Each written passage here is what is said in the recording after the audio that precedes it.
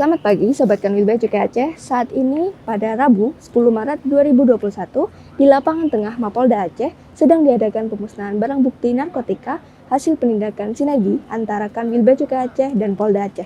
Berikut laporan selengkapnya. Narkotika berupa sabu sebanyak 404,9 kg dimusnahkan dengan menggunakan 4 mesin molen.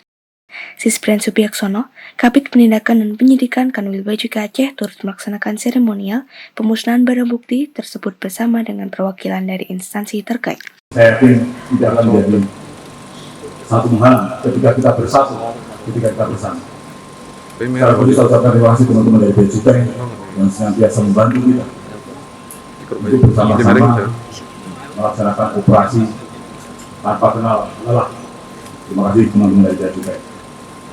Mari sama-sama kita jadikan tanah Aceh menjadi tanah yang makmur, bebas dari narkoba. Stop narkoba.